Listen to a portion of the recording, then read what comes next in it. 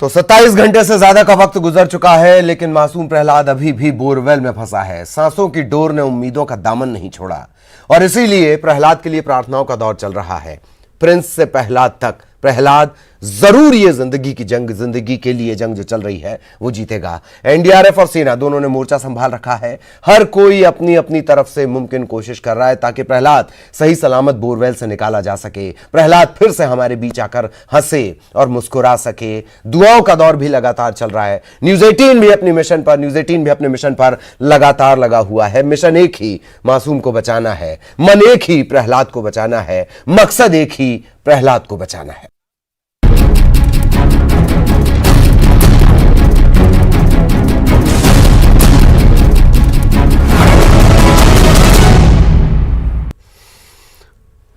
तो निवाड़ी के सेतपुरा गांव में बोरवेल में गिरे मासूम को बाहर निकालने के लिए रेस्क्यू ऑपरेशन लगातार चल रहा है। कल से 27 घंटे से ज्यादा का वक्त हो चुका है। रेस्क्यू लगातार चल रहा है। बोरवेल में ऑक्सीजन की कमी ना हो इसलिए बाहर से ही लगातार ऑक्सीजन की सप्लाई भी दी जा रही है। पुलिस के साथ साथ सेना के जवान मासूम को सही सलामत बाहर निकालने में जुटे हुए हैं। 5 साल का प्रहलाद कुशवाहा बुधवार सुबह 9 बजे परिवार के खेत में बोरवेल है उसमें गिर गया था। आर्मी लगातार रेस्क्यू में लगा हुआ है। एनडीआरएफ की टीम लखनऊ से बुलाई गई है। बोरवेल में कैमरा डालकर बच्चे की स्थिति पर नजर रखने की कोशिश है। बोरवेल से तकरीबन 40 फीट दूर पैरेलल खुदाई की जा रही है। तकरीबन 50 फीट की खुदाई हो चुकी है। ये शुरुआत में जानकारी हमने आपको बताई थी कि बच्चा 50 से 60 फीट, प्रहलाद 50 से 60 फीट के आसपास फंसा हो सकता है। रेस्क्यू टीम को यह उम्मीद है कि कुछ घंटे में बच्चे को निकाल लिया जाएगा। ऑक्सीजन सिलेंडर के साथ साथ डॉक्टर्स की टीम भी मौके पर मौजूद है।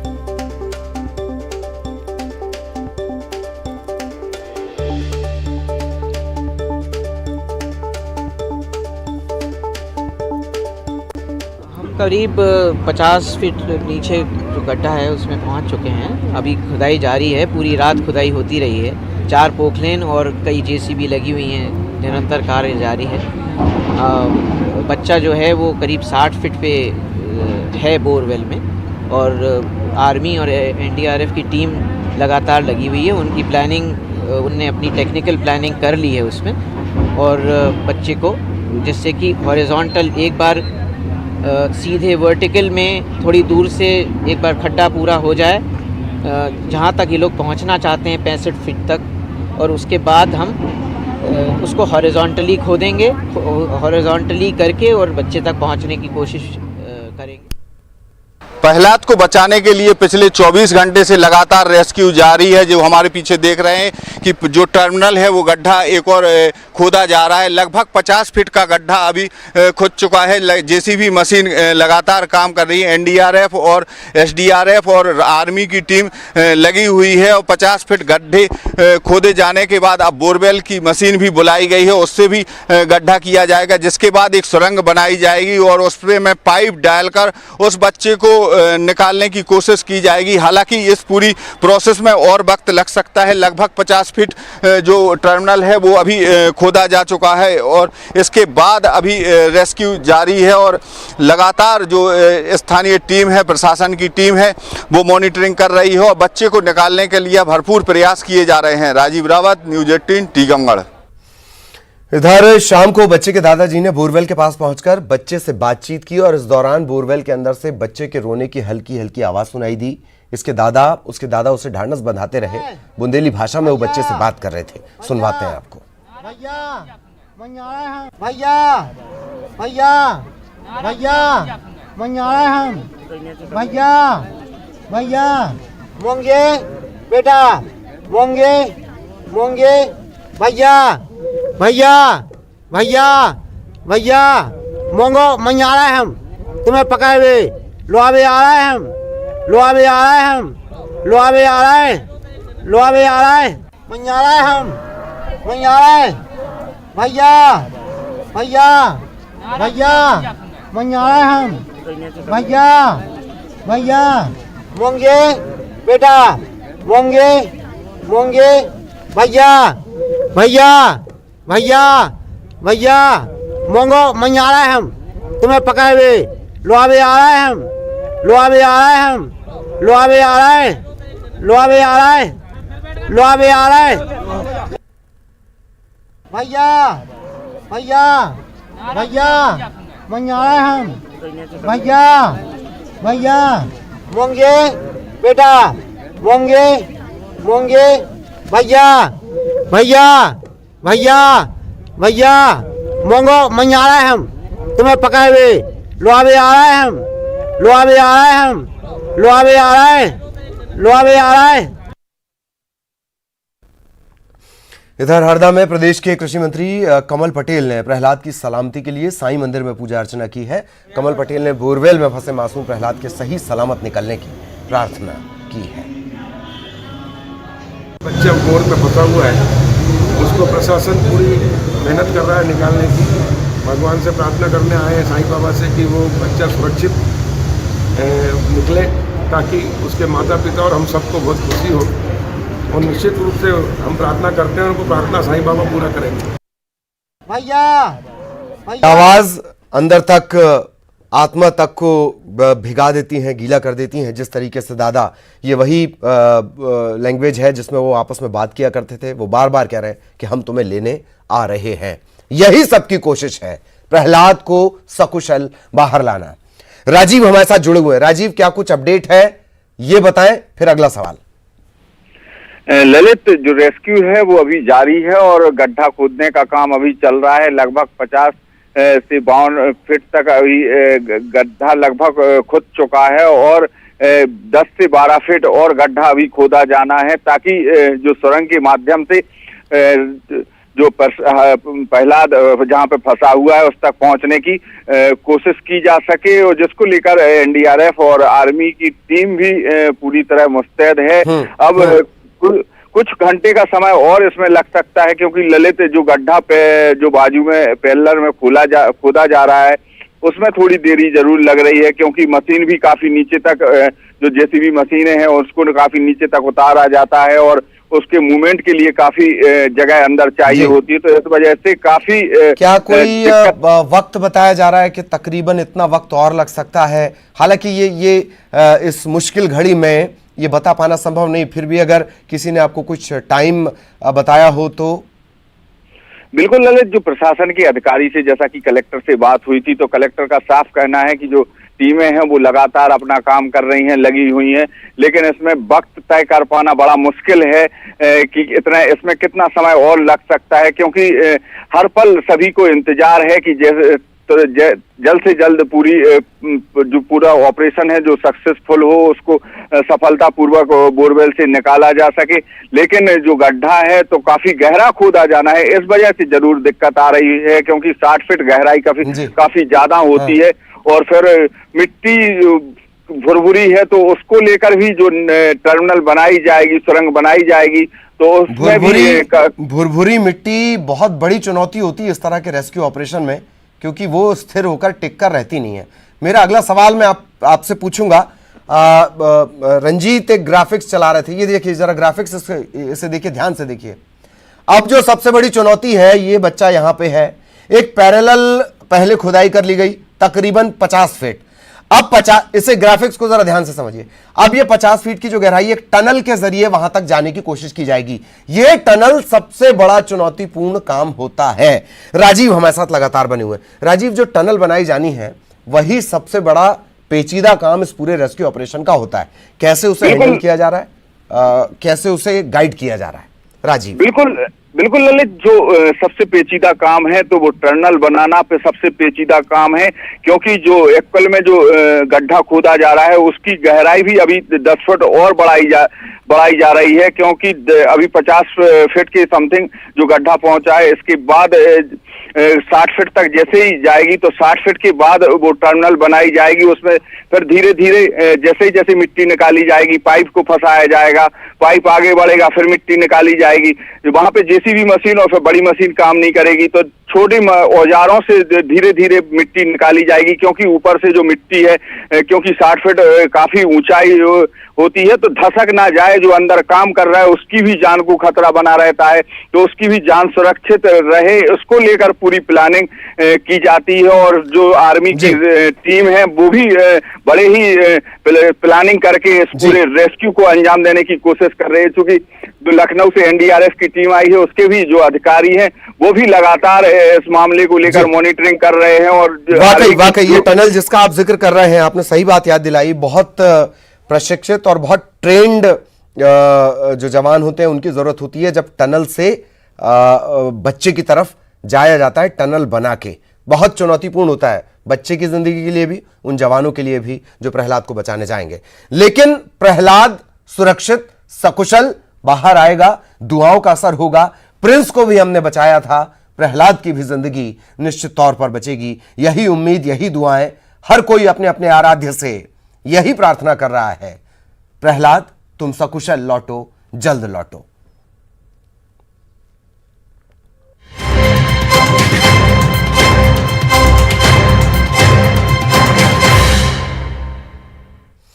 और इस वक्त एक बड़ी खबर मिल रही है। पश्चिम बंगाल के दौरे पर हैं अमित शाह। बांकुड़ा में आदिवासी के घर उन्होंने खाना खाया है, आदिवासी परिवार के घर उन्होंने खाना खाया। पश्चिम बंगाल के दौरे पर हैं केंद्रीय गृह मंत्री अमित शाह।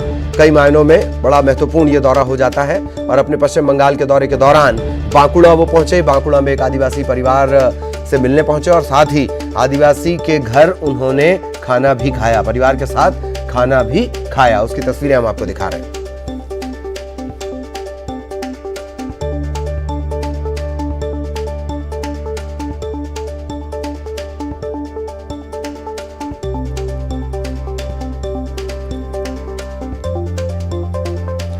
पश्चिम बंगाल के दौरे पर हैं अमित शाह और आदिवासी परिवार से मेल मुलाकात करने पहुंचे और साथ ही उसके साथ बैठकर, ये बहुत पारंपरिक तरीका है पश्चिम बंगाल में खाने का। किस तरीके से पूरा खाने के क्रम को भी आप देख सकते हैं, उसी अंदाज में, उसी परंपरा के साथ और उसी सामाजिक सद्भाव भी आप इसे कह सकते हैं, उसी तरीके से खाने का आनंद लिया, लुत्फ लिया है। परिवार के साथ बैठकर ही अमित शाह ने खाना खाया है। बांकुड़ा की ये तस्वीरें इस वक्त न्यूज़ 18 मध्य प्रदेश छत्तीसगढ़ आपको दिखा रहा है। पश्चिम बंगाल के दौरे पर केंद्रीय गृह मंत्री अमित शाह।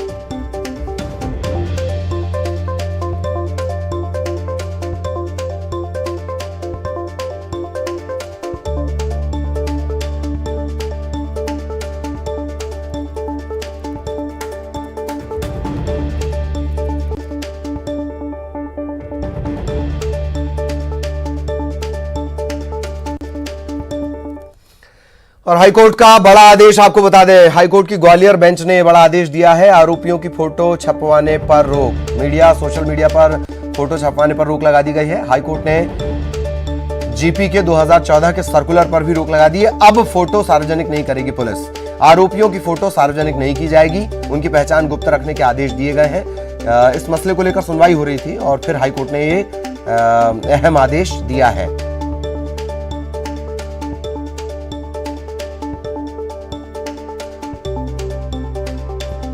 आरोपियों की पहचान गुप्त रखी जाएगी।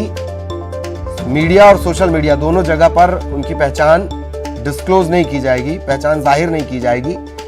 हाईकोर्ट का ये बड़ा फैसला है।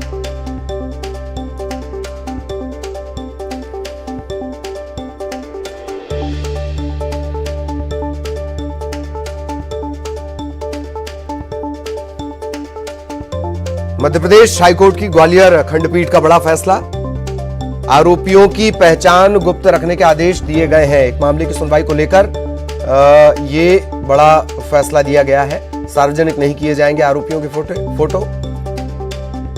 2014 के सर्कुलर पर भी रोक लगा दी गई है।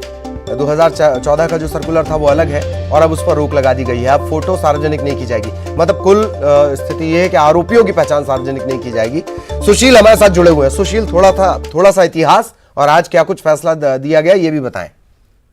देखिए, ग्वालियर के एक अरुण नाम के शख्स को बहोड़ापुर पुलिस ने गिरफ्तार किया था और गिरफ्तारी के बाद उनका बाकायदा सोशल मीडिया और मीडिया पर फोटो करवाए गए थे एक अपराधी की तरह, जबकि वो बेगुनाह थे। अरुण ने बेगुनाह साबित होने के बाद कोर्ट में एक याचिका दाखिल की थी जिसमें यह आरोप लगाया था कि पुलिस बेवजह बेगुनाह लोगों की छवि धूमिल करने के लिए उनके फोटो सोशल मीडिया और मीडिया में सर्कुलेट करती है। हाईकोर्ट ने इसी मामले की सुनवाई करते हुए बड़ा आदेश दिया है, जिसमें अब 2014 का जो सर्कुलर था डीजीपी का, उस पर रोक लगा दी है। उस सर्कुलर के मुताबिक थाना प्रभारियों को सीधे ही अनुमति थी कि वो किसी भी मामले के आरोपियों के फोटो मीडिया और सोशल मीडिया में जारी करें। यही वजह है कि हाई कोर्ट ने उस सर्कुलर पर रोक लगा दी है, यानी अब थाना प्रभारी और सीधे पुलिस आरोपियों के फोटो सार्वजनिक नहीं कर पाएगी, ना ही उनके सोशल मीडिया पर किसी तरह की जानकारी शेयर कर पाएगी। और इस आदेश के साथ ही हाई कोर्ट ने तल्ख टिप्पणी भी की है, जिसमें हाई कोर्ट ने कहा है कि किसी भी व्यक्ति की गिरफ्तारी से सिर्फ उसे दोषी नहीं माना जा सकता, साथ ही पीड़ित और आरोपी को मीडिया ट्रायल के समक्ष प्रस्तुत कर मीडिया ट्रायल को बढ़ावा दिया जा रहा है। इन सब तथ्यों के आधार पर हाई कोर्ट ने इस पर रोक लगाई है और साथ ही ये भी सख्त हिदायत दी है कि अगर इसका उल्लंघन होता है तो संबंधित अधिकारी और एसपी इसके लिए जिम्मेदार माने जाएंगे। बिल्कुल, बहुत बहुत शुक्रिया सुशील इस तमाम जानकारी के लिए। और यहां रुकेंगे एक ब्रेक के लिए, और ब्रेक के बाद छत्तीसगढ़ से मिल रही है बड़ी खबर। दुर्ग से सांसद विजय बघेल की तबीयत बिगड़ गई है। सेक्टर 9 अस्पताल में उनका इलाज चल रहा था, लेकिन हालत बिगड़ती देख उन्हें एम्स रेफर किया गया है। 4 दिनों से सांसद बीमार थे और ज्यादा जब तबीयत बिगड़ने लगी तो तत्काल उन्हें एम्स रेफर किया गया है। सांसद विजय बघेल इससे पहले वो अनशन पर भी बैठे थे और अब ये खबर मिल रही है तबीयत उनकी खराब हुई और फिर उन्हें एम्स रेफर किया गया है।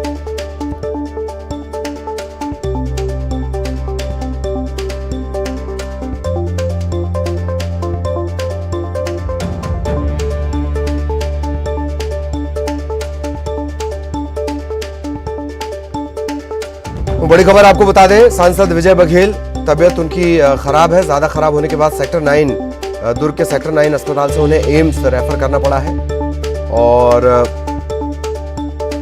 4 दिनों से वो बीमार चल रहे थे, इलाज उनका चल रहा था, लेकिन हालत सुधरती न देख उन्हें अब एम्स रेफर करना पड़ा है। सांसद विजय बघेल कुछ दिनों पहले अनशन को लेकर भी वो सुर्खियों में रहे। दुर्ग से सांसद हैं विजय बघेल। भाजपा कार्यकर्ताओं पर दर्ज मामलों को लेकर, प्रदर्शन के दौरान मामलों को लेकर सरकारी काम में बाधा डालने का मामला दर्ज है समर्थकों पर, और उसके बाद उन्होंने अनशन भी किया।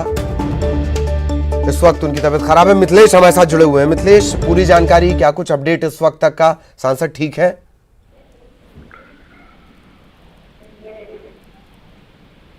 मिथिलेश, आप तक मेरी आवाज पहुंच रही हो तो पूरी जानकारी दें, सांसद की तबीयत फिलहाल कैसी है? देखिए, अभी जिस तरह से जो जानकारी मिली थी ललित की, सुबह से उनकी तबीयत ज्यादा खराब है, तो उनको सबसे पहले सेक्टर 9 स्थित जवाहरलाल नेहरू चिकित्सालय में लेके जाया गया। वहां पर उनको बेहतर इलाज के लिए उनको एम्स में रेफर किया गया है। तो ललित, अभी उनको सेक्टर 9 भिलाई से उनको एम्स रेफर किया गया है। बताया जा रहा है कि उनको काफी तकलीफ थी, जो जिस तरह से पहले कुछ दिन पहले उन्होंने आमरण अनशन किया था पाटन में अपनी मांगों को लेकर, उनके कार्यकर्ताओं को छुड़वाने के लिए, तो वो करीब 5 दिन तक अनशन में बैठे थे। उसके बाद में मरवाही का जब चुनाव आ गया तो उसके बाद वो मरवाही चुनाव में व्यस्त हो गए थे। इस तरह से लगातार उनके साथ एक के बाद एक जो व्यस्तता बढ़ती गई और एक तबीयत खराब होने का यही एकमात्र कारण माना जा रहा है। ललित, फिलहाल अभी जो डॉक्टर ने कुछ नहीं बताया है, लेकिन उनको बेहतर इलाज के लिए एम्स में रेफर किया गया है। बेहतर इलाज के लिए एम्स रेफर किया गया। बहुत बहुत शुक्रिया मिथिलेश इस तमाम जानकारी के लिए। आप नजरें बनाए रखें, आगे भी आपके जरिए अपडेट अपने दर्शकों तक पहुंचाएंगे।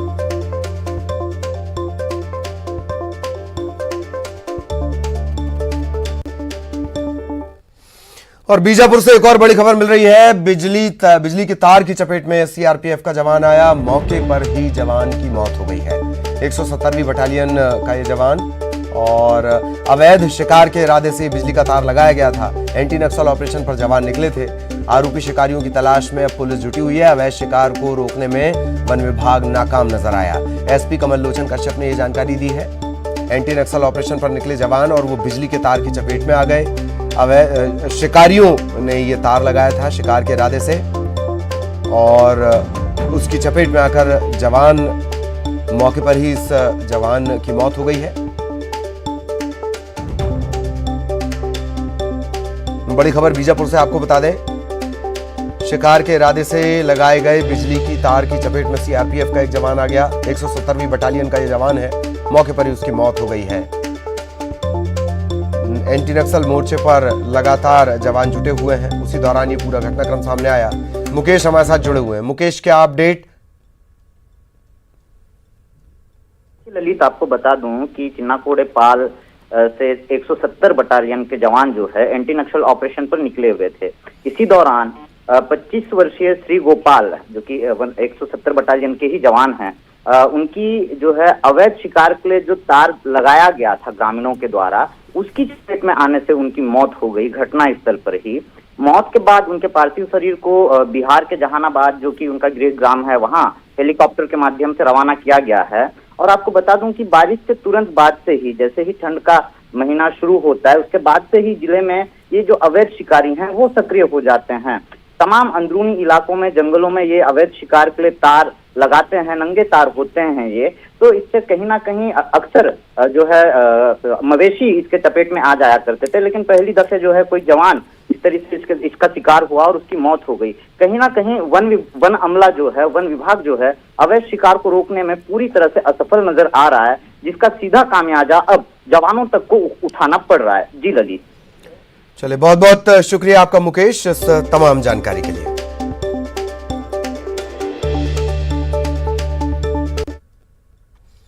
और इसी के साथ इस बुलेटिन में इतना ही। नमस्कार।